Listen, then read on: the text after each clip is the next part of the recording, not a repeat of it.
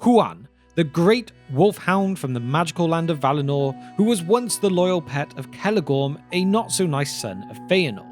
This big, strong dog, as big as a horse, joined the quest of Beren and Luthien, but Huan was not just any dog. He had special powers given to him by the Valar. He could even talk, but there were stipulations to this. So today, I'm going to explore Huan's role in Tolkien's universe and look at what might have just inspired Tolkien to create this character too. Build me an army worthy of Mordor.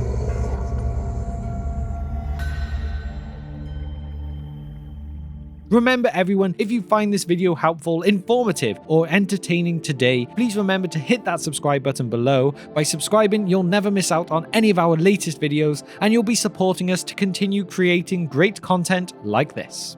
Now, the chief of the wolfhounds that followed Celegorm was named Huan. He was not born in Middle-earth, but came from the Blessed Realm, for Orome had given him to Celegorm long ago in Valinor, and there he had followed the horn of his master before evil came.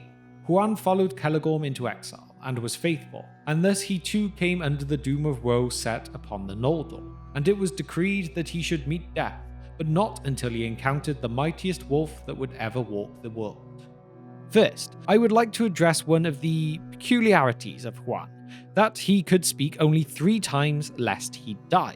This has been debated by fans since the release of the Silmarillion. The question could be, is he only able to speak 3 times before he died, and would, in any case, die if he spoke 3 times? Or, because of the prophecy of doom attached to him, it would be such and was foreseen by the Valar that he would only be able to speak 3 times prior to his death? Well, we also get this.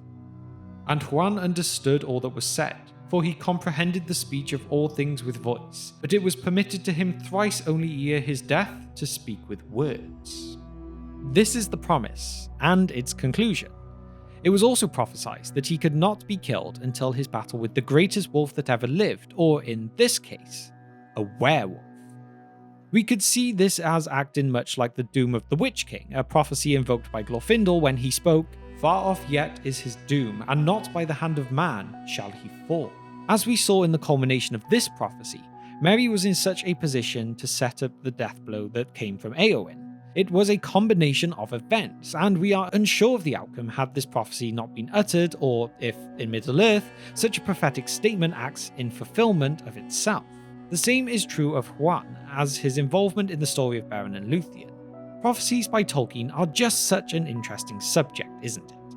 So, that Huan could only speak 3 times gives us another example of Professor Tolkien's liking for mystic numbers too. First, you have the 3 Silmarils, the 3 houses of the Edain, the 3 themes in the great music, and that's among many others. If we step back for a moment, in ancient English literature, 3 and 7 are magical numbers, and we see these numbers evoked in the construction of both the Silmarillion and the Lord of the Rings. 3 rings for the Elven kings, and so on. There are further mythic elements to the Great Hound too, principally those of the legends of the Isles of Ireland and of course the best country there is, Wales, especially that of the dog Galbert, or the Hound of Wales, who is reported to be a wolfhound as well. Huan, as he is described, is not so different than those mythic hounds of Wales and Ireland. You can find more of this archetype of the loyal and great hound Galbert in George Barrow's Wild Wales, Its People, Language and Scenery. The resemblance of Huan to the myths of Wales is an interesting one, and one that Professor Tolkien would surely have known himself. Because, again, Wales is just awesome. No bias here at all, though, of course.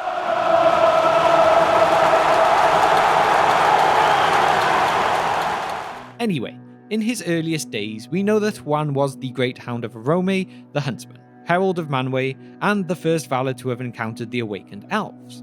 Orome made the mistake of giving the noble hound to his friend Celegorm, which itself does not overly speak highly of Orome, as of course Celegorm was to become one of the most notorious of the Sons of Feanor and prove unworthy of the loyalty of Huan. Though the Sons of Feanor were great, their actions were not almost the most subtle or kind, to say the very least. What we know is that despite whatever happened, he remained with his master during the exile of the Noldor though. Then, when Beren and Luthien engage in their quest for the Silmaril, it is during that event when Lúthien comes across Huan, in a world that is of course at this time at war with Morgoth, and alternatively the Sons of Feanor's endless quest to recapture the gems of their house, the Silmarils.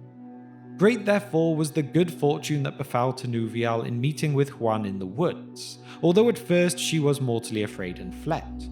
But Huan overtook her in 2 leaps, and speaking soft and deep the tongue of the lost elves, he did bid her, "Be not afraid, and wherefore," said he, "do I see an elfin maiden, and one most fair, wandering alone so nigh to the abodes of the Ainu of evil?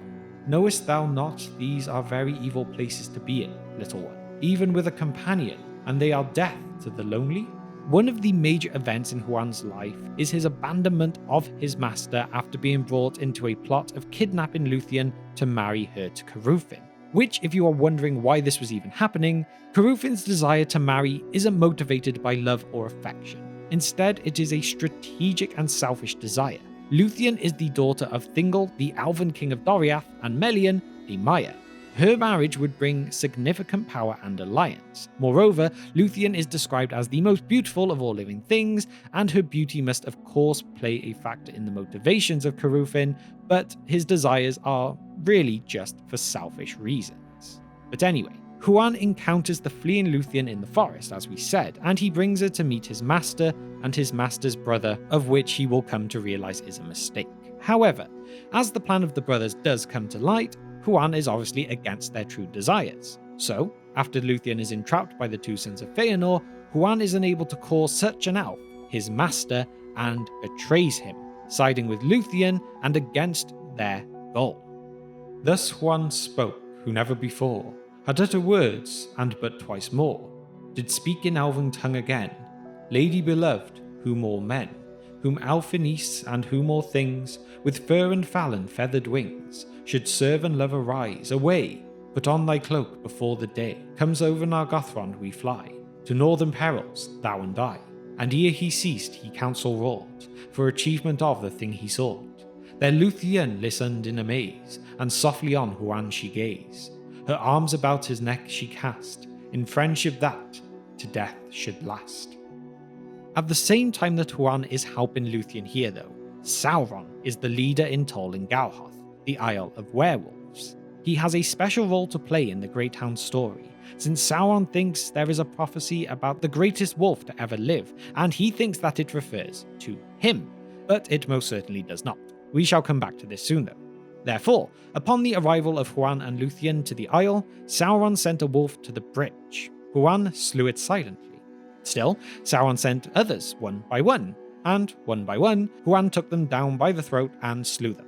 Then Sauron sent Draugluin, a dread beast, old in evil lord and the first of the werewolves. His might was great, and the battle of Huan and Draugluin was long and fierce. Yet at length, Draugluin just escaped, and he fled back into the tower before he died at his master's feet.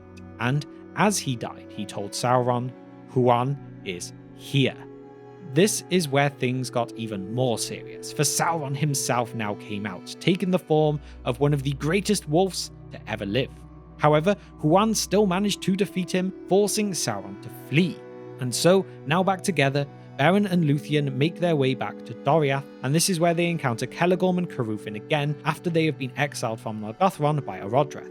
Curufin attempts to kill Lúthien, and Huan defends her against his former master. Here, Huan speaks for the second time, talking now of his plan on how they can enter Angband. This meant collecting different skins for Beren and Luthien to disguise themselves with, one being the skin of Draugluin, and the other being that of Thurin-Wethil, a vampire servant of Sauron who some believed may have been a Maya or some form of skin changer. But they cannot all enter together, so they must split, but he thinks he will see them again in the future. Beren and Luthien then come to enter Angband this way, but without Huan accompanying them. Though he was right, he would meet them again. After their encounter with Morgoth to regain the Silmaril, the pain of the ordeal to follow will demonstrate Huan's fearless loyalty and the horrible beauty of the Silmaril. When Beren loses his hand and the Silmaril with it, it goes into the stomach of the greatest wolf to ever live. The wolf is then crazed with the burning flame of the Silmaril, for it mercilessly burns all that should touch it that is impure, and of course a werewolf is pretty impure. This wolf was named Karkaroth, and it had been bred from the foul breed of Draugluin. being fed with elvish and mannish flesh by Morgoth. He was so great that he guarded the gates of Angband itself. This is where Huan makes his return to help hunt this great beast who had run from the north in his crazed state. Of course, Huan and the hunting party would find the great wolf in time. Huan in that hour slew Karkaroth, but there in the woven woods of Doriath his own doom long spoken was fulfilled, and he was wounded mortally, and the venom of Morgoth entered into him. Then he came, and falling beside Beren spoke for the third time with words, and he bade Beren farewell before he died. Beren spoke not, but laid his hand upon the head of the hound, and so they parted. So there we have it. You could almost say the tale of Beren and Luthien is also almost the tale of Huan too. A very good boy who is bound to his word, by which he literally lives and dies. He is the wolf hound of Valinor, as wise and as loyal of a companion that could be. He aids his friends and gives his life in the saving of others, leaving all goodness in the world at his own expense. He is a selfless servant, and as such, we know that Tolkien would have counted this great hound among the most honourable beings to ever have inhabited Middle-earth.